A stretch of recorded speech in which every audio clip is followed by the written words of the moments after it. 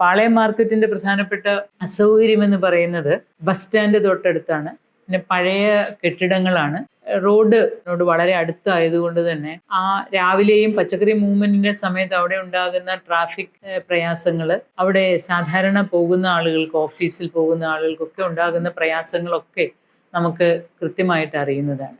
ഏറ്റവും പ്രധാനപ്പെട്ട പ്രശ്നം അവിടുത്തെ, എനിക്ക് തോന്നുന്നു, ഡ്രെയിനേജ് തന്നെയാണെന്ന്. അപ്പോൾ തൊഴിലാളികൾക്ക് കൂടുതൽ സൗകര്യത്തോടു കൂടി വർക്ക് ചെയ്യുന്നതിനും ആളുകൾക്ക് കൂടുതൽ നല്ല രീതിയിൽ പർച്ചേസ് ചെയ്യുന്നതിനും കഴിയുന്ന രീതിയിൽ ആയിരിക്കണം പുതിയ മാർക്കറ്റ് എന്ന കാര്യത്തിൽ സംശയമില്ല.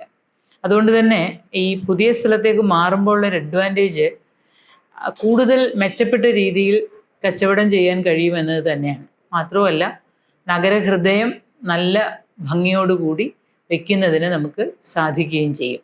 അതുകൊണ്ട് തന്നെയാണ് ഈ പാളയം പച്ചക്കറി മാർക്കറ്റ് നഗരഹൃദയത്തിൽ നിന്ന് മാറ്റി പുതിയ സ്ഥലത്തേക്ക് നമ്മൾ സ്ഥാപിക്കുന്നത്. അപ്പോൾ ഇപ്പോഴത്തെ കണ്ടീഷനിൽ നമുക്ക് എല്ലാവർക്കും അറിയാം, നമുക്കവിടെ പച്ചക്കറിയുടെ വേസ്റ്റ്, ഒരു പക്ഷേ ഈ പച്ചക്കറി ട്രാൻസ്പോർട്ട് ചെയ്യുന്ന സമയത്ത് ധാരാളം മാലിന്യങ്ങൾ വരുന്നുണ്ട്. അപ്പോൾ അതൊരു സ്ഥലത്ത് കൂട്ടിയിട്ടിട്ട് നമ്മൾ എല്ലാ ദിവസവും അവിടെ നിന്ന് മാറ്റുകയാണ് ചെയ്യുന്നത്. അതൊക്കെ വളരെ എല്ലാ കച്ചവടങ്ങളൊക്കെ കഴിഞ്ഞതിന് ശേഷമാണ് ഇപ്പം നമ്മൾ മാറ്റാറുള്ളത്. അതിൻ്റെയൊക്കെ കാരണം അവിടെയുള്ള സ്ഥല ലഭ്യത കുറവും, അത് റോഡിനോട് വളരെ, അല്ലെങ്കിൽ തിരക്കേറിയ റോഡിൻ്റെ പ്രദേശമായതുകൊണ്ട് തന്നെ ഈ മൂവ്മെൻ്റ് ഒക്കെ വളരെ പ്രയാസത്തിലാണ് ചെയ്യുന്നതെന്ന് എല്ലാവർക്കും അറിയുന്ന കാര്യമാണ്.